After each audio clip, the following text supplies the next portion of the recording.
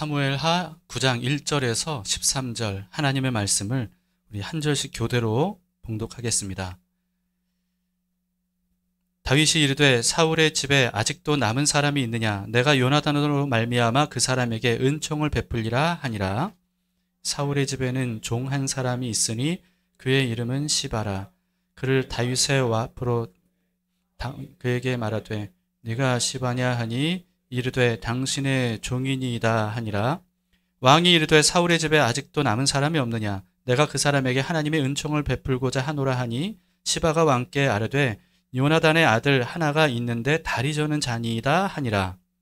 왕이 그에게 말하되 그가 어디 있느냐 하니 시바가 왕께 아뢰되 람미엘의 아들 마길의 집에 있나이다 하니라.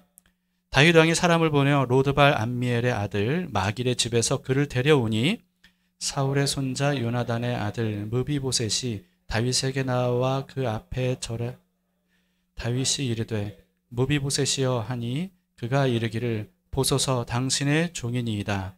다윗이 그에게 이르되 무서워하지 말라. 내가 반드시 내 아버지 요나단으로 말미암아 네게 은총을 베풀리라. 내가 내 할아버지 사울의 모든 밭을 다 네게 도로 주겠고 또 너는 항상 내 상에서 떡을 먹을지니라 하니 그가 절하여 이르되 이 종이 무엇이기에 왕께서 죽은 개 같은 나를 돌아보시나이까 하니라. 왕이 사울의 시종 시바를 불러 그에게 이르되 사울과 그의 온 집에 속한 것은 내가 다 네 주인의 아들에게 주었노니 너와 내 아들들과 네 종들은 그를 위하여 땅을 갈고 거두어 네 주인의 아들에게 양식을 대주어 먹게 하라. 그러나 네 주인의 아들 무비보셋은 항상 내 상에서 떡을 먹으리라 하니라. 시바는 아들이 15명이요 종이 20명이라.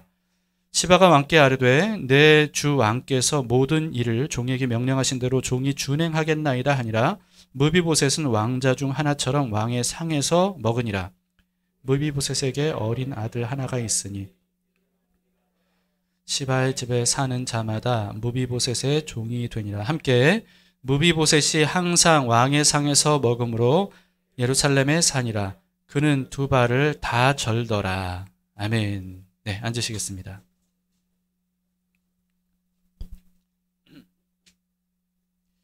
하나님께서 이스라엘의 왕이 된 다윗과 항상 함께 하셨습니다. 그래서 다윗이 어디로 가든지 이기게 해주셨어요.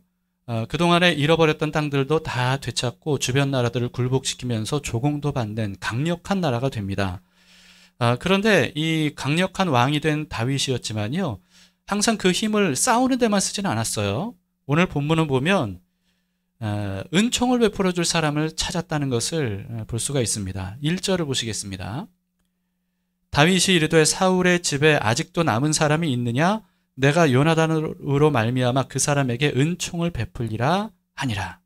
네, 사울은요 살아생전에 늘 다윗을 쫓아다녔죠. 왜 쫓아다니냐면 죽이려고 쫓아다녔습니다.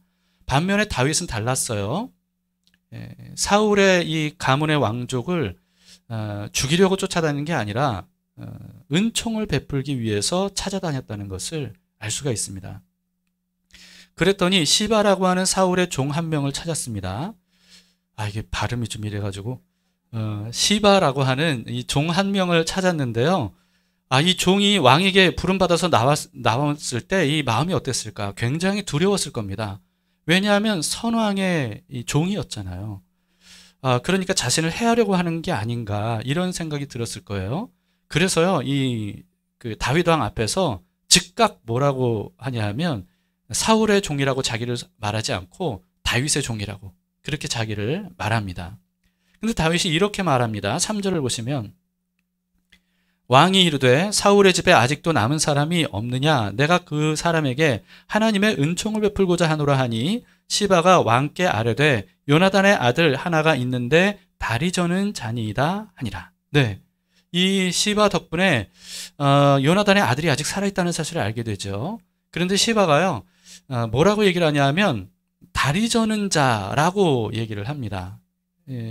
다리 저는 자라는 뜻은 뭐냐 하면요, 다윗에게 요나단의 아들이 살아있지만 다윗 당신에게는 위협이 될 만한 인물이 아닙니다. 이런 의미로 말한 것이라고 볼 수가 있습니다. 실제로 요나단의 아들 이 무비보셋은요, 굉장히 어려운 생활을 했던 것으로 보입니다. 먼저 할아버지인 사울 왕이 죽었죠. 그리고 아버지인 요나단도 죽었단 말이에요. 그리고 뒤이어서 11지파의 왕이 됐던 삼촌 이스보셋도 얼마 못 가서 죽었잖아요. 암살당해서 죽었죠. 지난주에 우리가 살펴본 것처럼. 그리고는 나라가 다 다윗에게로 넘어갔습니다. 그렇기 때문에 이 무비보셋의 가문은요, 완전히 쫄딱 망한 그런 상황이 된 거예요. 그냥 쫄딱 망한 정도가 아니고요. 이 무비보셋은 장애가 있는 사람이었죠. 그러니까 사울과 요나단이 전사할 때 그때 무비보셋이 5살이었는데 유모가 이 5살짜리 아기를 안고 도망가다가 떨어뜨렸어요. 떨어뜨렸는데 심하게 떨어뜨렸나 봐요. 그래서 양쪽 다리를 다 절게 되었다는 것이 오늘 본문에서도 나오죠. 불구가 된 겁니다. 근데 이렇게 불구가 된 사울 왕의 손자이자 요나단 왕자의 아들인 무비보셋을 이 사울의 종인 시바가 돌보지 않았던 것처럼 보입니다. 왜냐하면 같이 있지 않았잖아요. 마땅히 이 무비보셋을 보살피고 섬겨야 되는데 그렇지 않다는 것을 오늘 본문을 통해서 알 수가 있습니다. 오히려 시바는요, 사울과 요나단이 죽고 그 가문이 완전히 망하니까 사울의 가문의 재산을 가로챈 것이 아닌가 싶어요. 왜냐하면 10절을 보시면 시바의 아들이 15명이고 종이 20명이었다고 그러거든요. 그러니까 이 사울 왕의 종인데 이 종이 주인 노릇하고 있다는 것을 여기서 알 수가 있습니다. 시바와는 달리 이 무비보셋은 왕족이었음에도 불구하고 모든 가족도 다 잃었죠. 그리고 모든 재산도 다 잃어버렸죠. 그리고 오늘 본문을 보면 남의 집에 얹혀 살고 있다는 것을 볼 수가 있습니다. 마길이라고 하는 사람의 집에 있다는 거예요. 어쩌면 다윗을 피해서 숨어 살고 있었는지도 모르겠습니다. 그리고 시바와는 달리 무비보셋에게는 아들이 1명이었어요. 그러니까 이 당시에 아들이 몇 명이냐라고 하는 것은요, 얼마나 복을 받은 사람인가라고 하는 것을 의미한다고 볼 수 있는데, 이 양다리를 다 저는 불구자인 이 무비보셋에게는 시바와는 달리 어린 아들 하나밖에 없었다는 사실을 오늘 본문에 기록하고 있는 것은 그만큼 참 고통스러운 삶을 살고 있었다라고 하는 것을 알 수가 있습니다. 마치 저주받은 사람처럼 보이는 그런 무비보셋이었습니다. 희망을 가질 수가 없는 절대적인 절망의 상황에 처한 사람이 바로 무비보셋이다. 이렇게 볼 수가 있는 거죠. 그런 무비보셋이 사는 곳을 다윗이 이제 추적하는 거예요. 그래서 알게 됐죠. 그리고는 무비보셋을 데려오게 사람을 보냅니다. 여러분, 이 무비보셋이 다윗 앞에 설 때 어떤 마음이었을까? 한번 생각해 보세요. 굉장히 무서웠을 겁니다. 지난주에도 말씀드린 것처럼, 그리고 우리가 잘 아는 것처럼 왕조가 바뀌면 이전 왕조는 싹 다 멸족시키잖아요. 왜냐하면 이 정적이 될 수가 있기 때문에 대대적인 숙청을 하는 것이 이 왕정 시대는 당연하거든요. 그렇기 때문에 아무런 힘이 없는 무비보셋이 최고 권력자 다윗 앞에 섰을 때요, 정말 무서워서 부들부들 떨었을 겁니다. 다윗은 그런데 무비보셋에게 전혀 적의가 없었어요. 오히려 불쌍히 여기는 마음이 있었고 돕고 싶은 마음이 있었습니다. 그러나 무비보셋 입장에서는요, 겉으로 보이는 왕의 모습으로 판단할 수가 없는 그런 상황이었어요. 그러니까 안심할 수가 없는 신분이죠. 그러니까 무비보셋이 이 다윗 왕 앞에서 어떤 모습이었을지 여러분 한번 상상해 보시기를 바랍니다. 6절을 보세요. 사울의 손자 요나단의 아들 무비보셋이 다윗에게 나와 그 앞에 엎드려 절하매 다윗이 이르되 무비보셋이여 하니 그가 이르기를 보소서 당신의 종이니이다. 자, 여러분, 다윗은요 그냥 무비보셋의 이름을 그냥 불렀을 뿐이에요. 그냥 불렀을 뿐인데 무비보셋은 즉각 뭐라고 얘기를 합니까? 나는 당신의 종입니다. 얘기하죠. 이게 무슨 뜻이겠어요? 살려달라는 뜻이죠. 살려달라는 뜻입니다. 그러니까 벌벌 떨고 있었을 이 무비보셋에게 납작 엎드려서, 그런 무비보셋에게 다윗이 7절에서 이렇게 말합니다. 다윗이 그에게 이르되 무서워하지 말라. 내가 반드시 내 아버지 요나단으로 말미암아 네게 은총을 베풀리라. 내가 내 할아버지 사울의 모든 밭을 다 네게 도로 주겠고 또 너는 항상 내 상에서 떡을 먹을지니라 하니라. 네, 사실 무비보셋은요 다윗의 말처럼 무서워할 필요가 전혀 없었어요. 해하려고 부른 게 아니라 은총을 베풀려고 불렀기 때문이죠. 다윗은요 무비보셋이 자신의 이와 같은 선의를 믿어주기를 바랬습니다. 그래서 마음을 편하게 갖고 다윗을 대하고 그리고 앞으로 희망을 가지고 살 수 있기를 다윗은 바랬던 거예요. 은총을 베풀어 주려고 찾았기 때문이죠. 다윗은요 무비보셋에게 두 가지를 회복시켜 줍니다. 그건 뭐냐면 첫 번째는 재산이에요. 다윗은요 사울의 모든 밭을 무비보셋이 돌려받게 해주겠다고 얘기하죠. 그러니까 영원한 기업을 되찾게 해주겠다는 그런 얘기입니다. 그리고 둘째는요 잃어버렸던 신분도 되찾아주겠다고 얘기를 한 겁니다. 무비보셋은 항상 다윗 왕과 식탁을 함께 할 것이다. 이렇게 얘기를 했는데요. 이 왕의 식탁에 함께 한다는 것은 뭘 의미하냐면 왕족이라는 것을 의미해요. 그렇기 때문에 다윗은요 지금 무비보셋에게 너의 신분을 회복시켜 줄 것이다. 이런 뜻입니다. 아무나 왕과 한 식탁에서 먹을 수 있겠습니까? 아니죠. 왕족, 왕의 가족만이 함께 같은 식탁에서 먹는 거 아니겠어요? 그러니까 무비보셋을 그런 사람으로.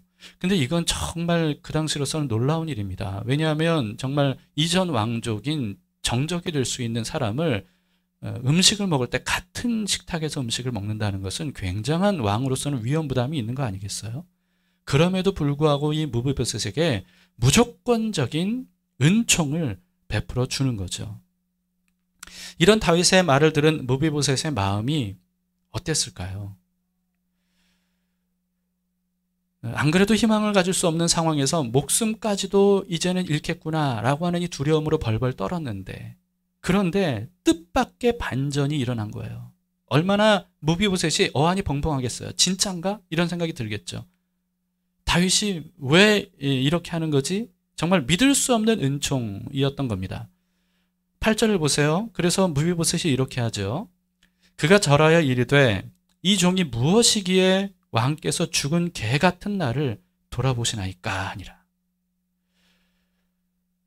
무비보셋은 다윗의 호의를 이때 믿을 수 있었을까요?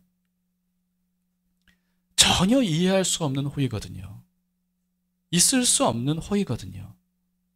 당연히 자신은 죽어야 될 이전 왕조의 후손이에요. 무비보셋의 말대로 죽은 개와도 같은 사람이었습니다. 그냥 개가 아니고 죽은 개는 어때요?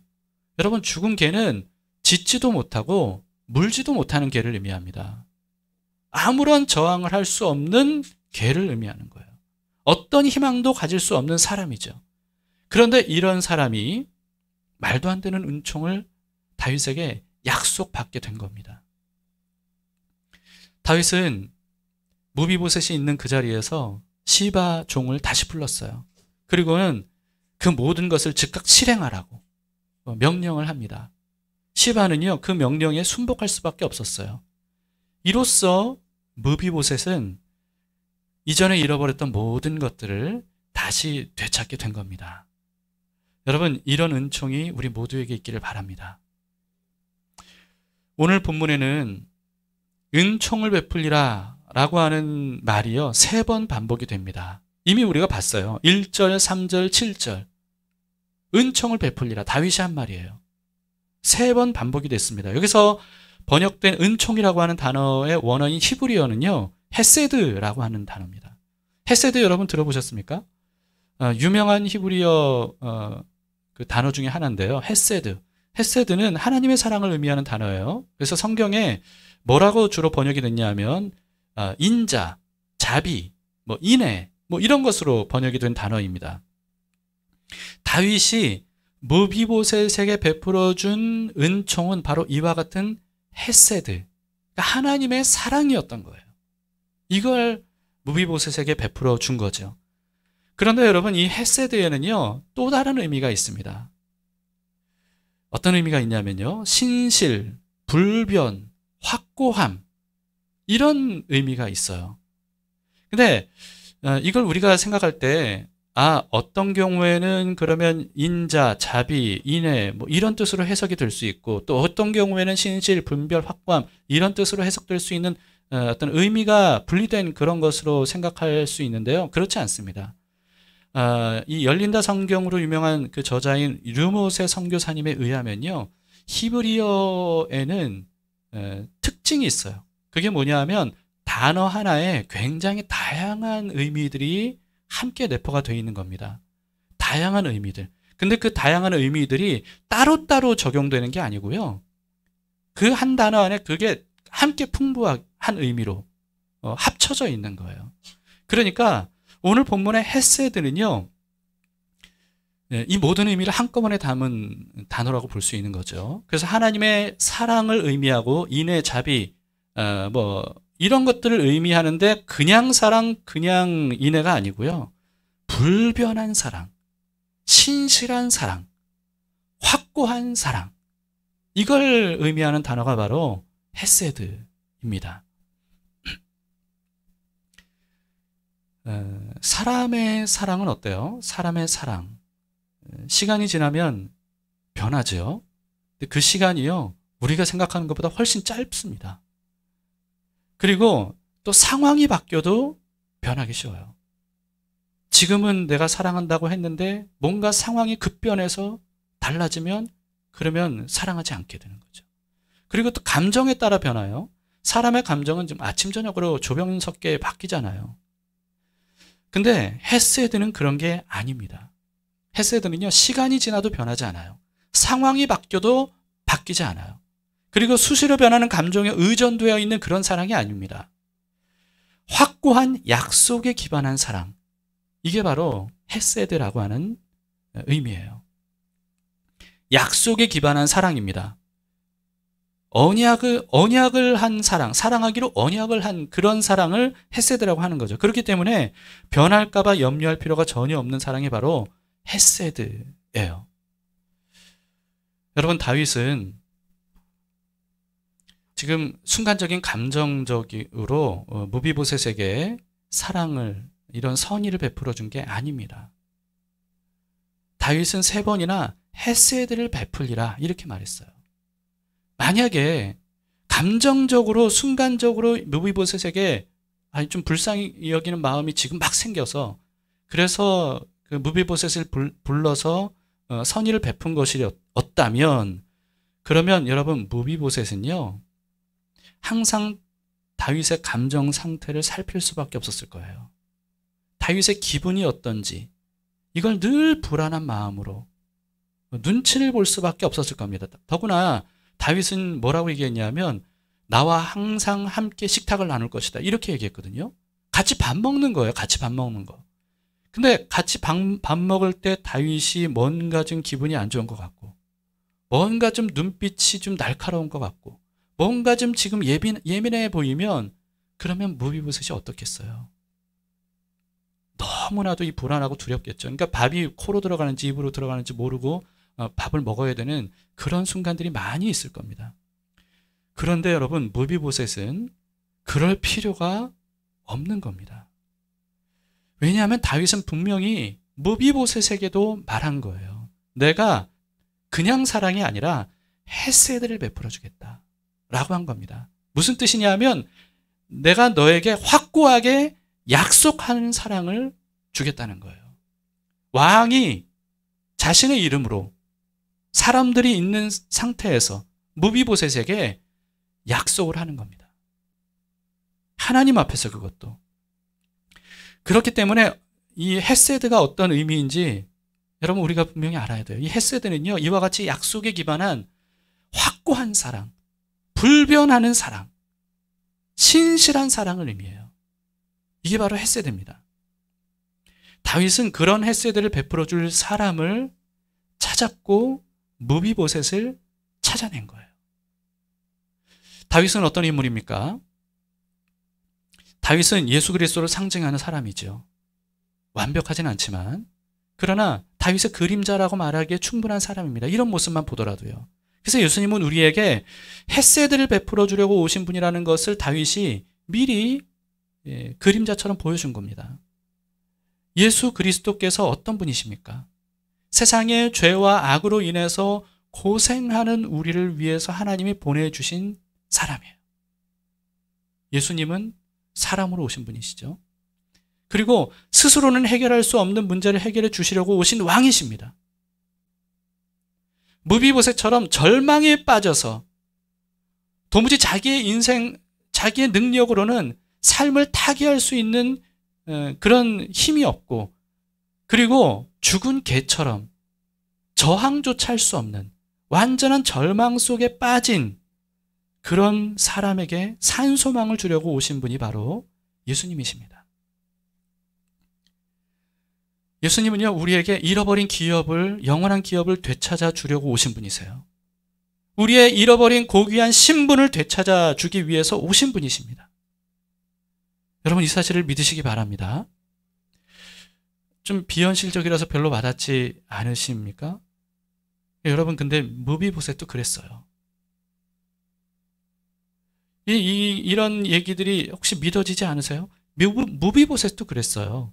그런데 어땠죠? 무비보셋에게 그게 현실이 됐습니다.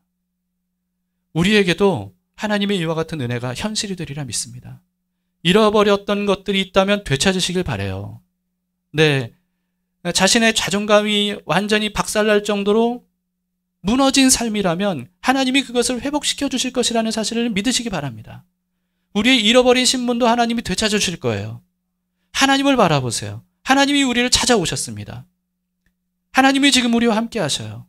예수 그리스도께서 우리의 인생을 변화시키시고 모든 문제를 해결해 주기 위해서 오셨습니다. 여러분, 현수막새로 바꿨죠? 문구를 한번 크게 읽어주시기 바랍니다. 시작.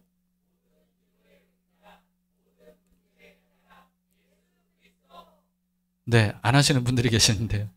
네, 믿음으로 한 번 더 크게 한번 소리쳐 봅시다. 시작. 모든 기도의 응답, 모든 문제의 해답, 예수 그리스도. 네, 여러분 믿으십니까? 믿으시길 바라요. 예수님은 우리 모든 기도의 응답으로 오신 분이세요. 그리고 예수님은 우리 모든 문제의 해답으로 오신 분이십니다. 그 예수 그리스도께서 우리에게 헤세드를 베풀어 주시는 거예요. 하나님의 헤세드는 변치 않고 확고한 은혜와 사랑입니다. 그렇기 때문에 불안해할 필요가 없어요. 근데 우리는 사람에게 배신당해 본 크고 작은 일들이 있었을 겁니다.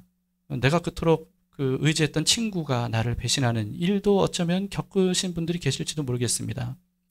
또 연인이나 배우자의 사랑을 굳게 믿었는데, 그런데 그 사랑이 너무나도 쉽게 빠르게 식어져서 이전과 같지 않을 때, 그럴 때 우리는 실망하죠. 근데 여러분, 실망할 자격도 없습니다. 우리도 그러니까요. 나도 그렇잖아요. 또 심지어 나를 끝까지 믿어주고 끝까지 내 편 되어줄 줄 알았던 부모님이 그때 그 시절에 정말 나를 실망시키면서 부모에 대한 신뢰와 사랑이 산산조각이 난 그런 경험이 있는 분들도 있을지 모르겠습니다. 그럴 때는요, 정말 마음에 큰 상처를 받게 되죠. 그리고 원망하게 됩니다. 그러면서 사람들에 대해서 불신하는 마음, 그리고 불안한 감정, 이런 것들이 내재되게 되는 것 같아요. 그런 경우에는 두 가지 양상으로 나타나는 것 같습니다. 이렇게 불안한 마음으로 사람의 사랑을 갈구하거나, 아니면 반대로 완전히 냉소적이 되는 거죠.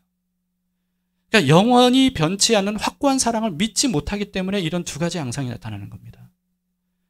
무의식적으로 이런 마음이 자리를 잡게 되면요, 하나님을 믿습니다, 하나님이 날 사랑하십니다 라고 하는 것 때문에 눈물 흘리고 그러면서 감동을 받는다 할지라도 이게 온전히 믿지를 못하는 거예요. 그래서 어떻게 되냐 하면 하나님도 그 사랑이 변할까 봐 지금 전전긍긍 하는 겁니다. 그러니까 내가 뭔가 조금만 잘못해도 하나님이 막 나를 화내시면서 등 돌리시고 나를 버리실 것 같은 어떤 이런 불안한 마음, 두려운 감정, 그래서 노심초사하는 사람들이 많이 있죠. 그래서 하나님께 어떻게든 잘 보이려고 애를 쓰는 거예요. 이렇게도 해보고 저렇게도 해보고 막 잘 보이려고 노력하면서 사랑을 얻으려고 하는 이런 분들이 있습니다. 그러다 보니까 하나님에 대해서 이런 생각을 품게 되는 거죠. 하나님은 정말 너무 까다로운 분이다. 도대체 어떻게 해야 그 사랑을 내가 받을 수 있을지 너무 힘들고 피곤하다. 이런 마음을 갖게 되는 분들이 있다면요. 하나님은 전혀 그런 분이 아니라는 사실을 기억하시기 바랍니다. 불안해할 필요가 없어요. 무비보셋처럼 두려워할 필요가 없습니다. 하나님의 헤세드는 확고한 사랑이에요. 불변하는 사랑입니다. 안심해도 되는 거예요. 헤세드가 어떤 의미인지에 대해서 여러분 깊이 깨우치시기 바랍니다. 하나님의 사랑은 내일 아침에 반드시 태양이 뜨는 것과 같은 사랑이에요. 여러분 내일 태양이 혹시 안 뜨면 어떡하나 이렇게 걱정하시는 분 계십니까? 혹시 그런 분이 계시면 빨리 병원으로 가셔야 돼요. 근데 여러분 우리가 대부분의 사람들이 그것을 두려워하지 않는 것처럼 하나님의 사랑에 대해서도 불안해할 필요가 없습니다. 두려워할 필요가 없습니다. 하나님은 그 사랑이 일정해요. 이른 비와 늦은 비를 반드시 내려주시고요. 그리고 아침 저녁으로 하나님께서 은혜를 베풀어 주시는 것처럼 우리가 그 사랑을 불안해하고 염려하는 마음으로 사랑을 갈구할 필요가 없다는 거예요. 하나님은 변치 않는 사랑으로 지금도 우리와 함께 하십니다. 그렇기 때문에 사람 때문에 배신당했던 그런 경험을 믿지 마시고요. 하나님은 다르다는 것을 믿으시기 바랍니다. 그래서 확고하고 불변한 하나님의 헤세드를 바라보시면서 늘 하나님의 사랑 안에 안심하시기를 축복합니다. 그리고 어떤 분들은요, 때로는 자신의 기분에 따라서 하나님을 의심할 때도 있는 것 같아요. 내 기분이 별로 안 좋고 내 상태가 별로 안 좋고 내 감정 상태가 지금 이렇기 때문에 그렇기 때문에 하나님이 나를 사랑하시지 않는 것처럼 느껴지는. 근데 여러분 그건 기분일 뿐입니다. 기분도 믿지 마세요. 내 감정도 믿지 마세요. 내 감정은 근거가 없는 감정일 수 있다는 것을 여러분 기억하시기 바랍니다. 내가 지금 현재 눈으로 보이는 상태, 상황 이런 것들 때문에 나는 지금 불안하고 두려워하고 염려할 수밖에 없고 하나님의 사랑에 대해서 의심할 수밖에 없어라고 그런 생각이 들더라도 내가 아는 것은 정말 일부분일 뿐이에요. 현재 내 눈앞에 보이는 것밖에 모르잖아요. 내 눈 밖에 저 멀리서 지금 어떤 일이 일어나는지 모르고 하나님이 나를 위해서 어떤 일들을 지금 벌이고 계시는지 우리는 눈으로 볼 수 없거든요. 그렇기 때문에 나의 감정, 나의 상태 또는 나의 상황 이런 것들을 믿지 마시고 나를 향한 약속하신 하나님의 헤세드 그걸 믿으시기 바랍니다. 하나님은 다윗처럼 헤세드를 베풀어 주시려고 지금도 사람을 찾고 계세요. 하나님이 우리를 부르시는 이유가 뭐냐 하면 헤세드를 베풀어 주시기 위함입니다. 그 헤세드를 우리가 받으려면 어떻게 해야 될까요? 하나님이 우리를 부르시는데 우리가 그 헤세드를 그러면 받으려면 어떻게 해야 되죠? 그 부르심에 응답해야 됩니다. 무비보셋이 다윗의 부름을 받아서 억지로라도 다윗 왕 앞에 섰던 것처럼 우리도 억지로라도 힘들더라도 불안하더라도 하나님께 나아가야 돼요. 하나님께 담대히 나아가야 됩니다. 지성소 안으로 깊이 들어가야 됩니다. 그래야 우리가 하나님의 헤세드를 무비보셋처럼 받을 수 있는 거죠. 이것을 위해서 예수 그리스도께서 자기 육체로 중간에 막힌 담을 허물어 주셨잖아요. 예수님이 하나님께로 가는 길이요 진리요 생명이라고 말씀해 주셨잖아요. 그 예수님을 믿고 하나님께 담대히 나아가야 그래야 우리가 하나님의 불변하는 헤세드의 사랑을 받을 수가 있는 겁니다. 회복이 일어나는 거죠. 그렇기 때문에 여러분 우리가 간절히 하나님의 응답을 원하는 기도를 한다면 내 문제가 해결되기를 바라면서 하나님을 의지하는 마음이 있다면 그렇다면 우리는 먼저 해야 되는 게 뭐냐 하면 하나님의 부르심에 응답해야 되는 겁니다. 응답을 하나님께 받기를 원한다면 우리가 먼저 하나님께 응답을 해드려야 되는 거예요. 이번 주 금요일부터 모닥불 기도 모임이 시작이 됩니다. 우리 예배당 비록 작은 예배당, 그리고 또 여기에 금요일 날 정말 몇 명이 모일지 모르겠어요. 적은 인원의 모임이겠지만 여러분, 그렇다고 해서 우리가 모닥불 기도 모임을 통해서 바라보는 하나님을 작은 하나님, 연약한 하나님으로 보시면 안 됩니다. 지난주 월요일 화요일에 저하고 한 사모가요, 사랑의 교회에서 개최한 한국교회 섬김의 날 다녀왔어요. 정말 어마어마한 행사하고 집회였습니다. 그러니까 전국 각처에 초교파적으로 목회자 부부를 초대했는데요. 5,543명이 초청을 받아서 왔어요. 5,543명. 여러분, 이 사람들을 한꺼번에 모이게 한 거예요. 그리고 이들을 섬기기 위해서 동원된 봉사 인원도 수천 명이었다고 합니다. 거기에 이제 본당이 7,000명 정도가 수용되는 어마어마하게 큰 예배당인데요. 근데 거기에 빈자리가 없어서 다른 예배실에 이렇게 좀 수백 명이 들어가야 될 정도로, 그 정도로. 여러분, 이 엄청난 예배당에서 이 모인 사람들이 한꺼번에 주여를 외치면서 기도하는데, 정말 엄청난 소리였습니다. 그리고 제가 보니까 도대체 이 행사를 위해서 얼마나 예산을 썼을까. 왜냐하면 거기에 모인 5,000명이 넘는 목회자들에게 선물도 어마어마하게 줬거든요. 그럼 제가 뭘 받았느냐? 아직 제가 받은 건 없지만. 근데 왜냐하면 이분들이 어느 정도로 철저하게 완벽하게 준비를 했냐면, 거기서 5,000명이 넘는 분들에게 이 어마어마한 선물을 다 나눠줄 수가 없으니까 택배로 다 보내준다는 거예요. 교회에 필요한 물품들을 택배 보내주고, 굉장히 많은 자료들도 보내주고, 심지어 거기서 이 맨 마지막 순서로 추첨을 했는데요.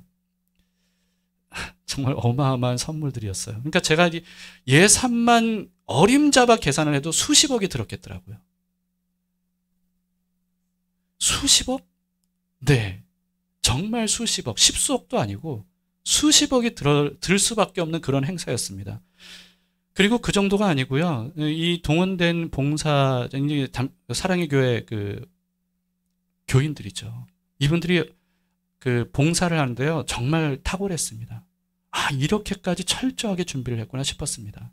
그만큼 굉장히 뭔가 강력한 집회였어요. 거기에 모인 미자립 교회, 작은 교회, 코로나 기간을 거쳐오면서 너무나도 힘들고 어려워서 절망 속에 있었던 목회자들에게 굉장히 큰 위로와 힘이 되는 그런 집회였고, 저도 감동을 많이 받았습니다. 근데 사실은 한편으로는 그 집회에 앉아 있으면서 엄청난 소리의 찬양 소리와 엄청나게 많은 인원들의 어떤 기도 소리, 이런 것들을 들으면서 한편으로는 제가 좀 초라해지더라고요. 우리 모닥불 기도 모임을 이제 할 건데 우리는 거기에 비하면 너무 이게 초라하다는 생각이 좀 드는 거예요.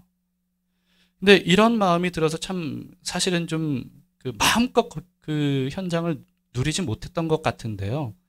근데 한편으로 하나님께서 저에게 그런 위로하는 마음을 주셨습니다.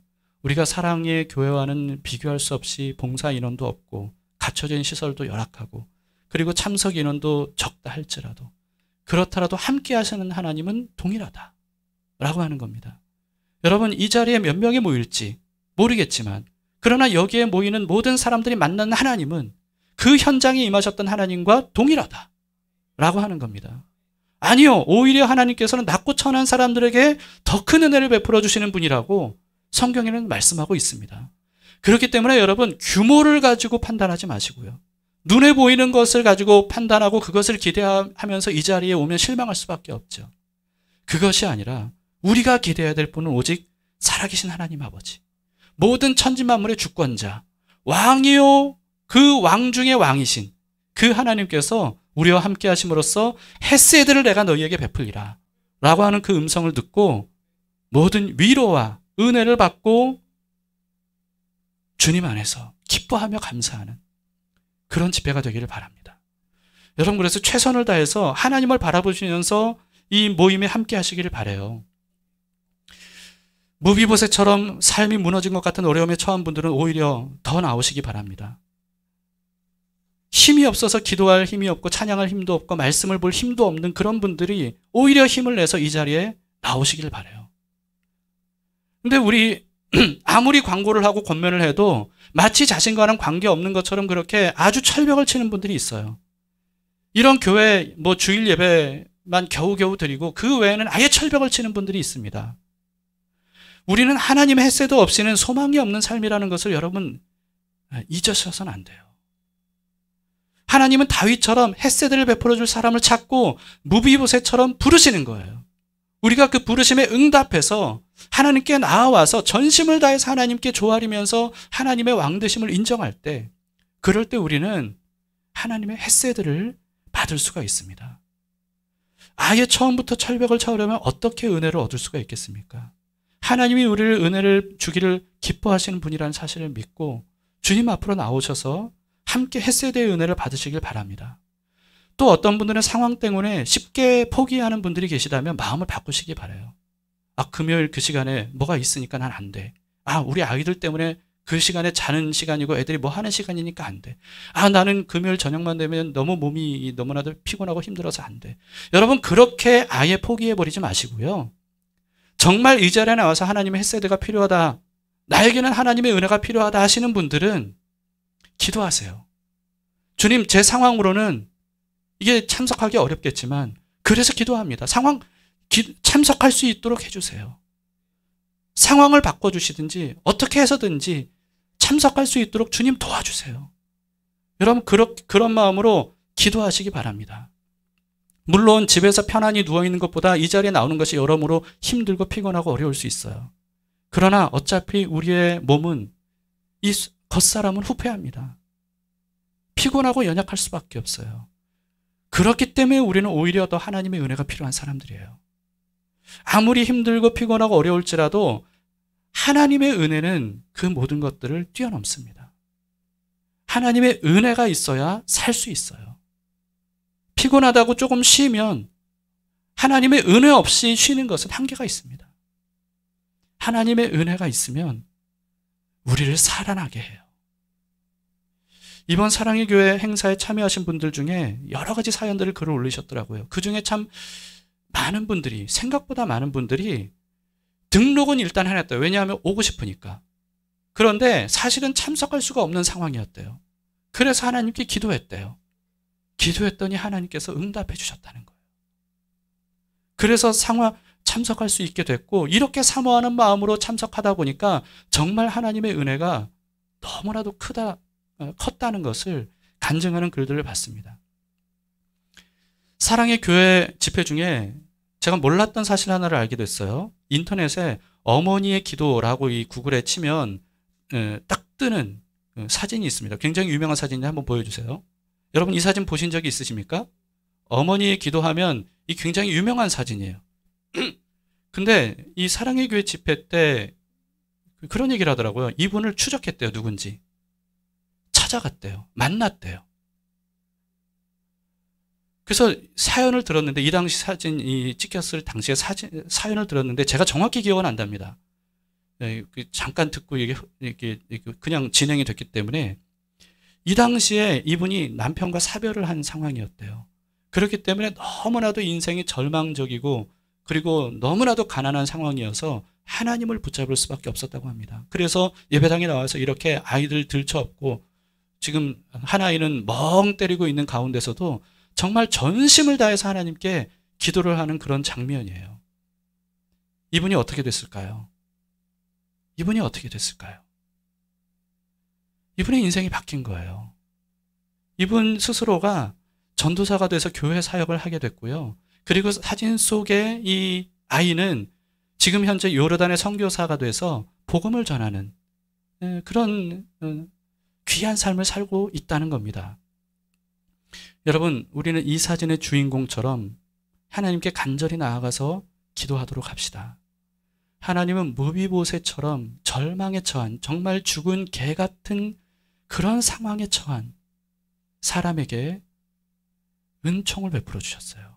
헷세드의 은혜를, 불안해하지 않아도 되는, 다시 빼앗길까봐 염려하지 않아도 되는 그런 사랑을 베풀어 주셨습니다. 하나님은 우리에게도 그와 같은 사랑을 베풀어 주실 겁니다. 은혜를 베풀어 주실 겁니다. 우리의 인생을 우리 스스로가 해결할 수 없다면 하나님을 의지해야 되지 않겠습니까? 하나님께 나아가서 기도하면 하나님이 우리의 인생을 바꾸어 주시리라 믿습니다. 다윗의 인생도 하나님 때문에 완전히 뒤바뀌었어요. 도망자 신세였던 다윗이 이스라엘의 왕이 돼서 이처럼 무비보셋에게 은총을 베풀어주는 사람이 됐습니다. 우리도 하나님의 햇셋을 받은 사람이 되어서 우리의 인생이 완전히 역전됨으로써 누군가에게 하나님의 햇셋을 전해주는 다윗 같은 인생이 되시기를 축복합니다. 아멘.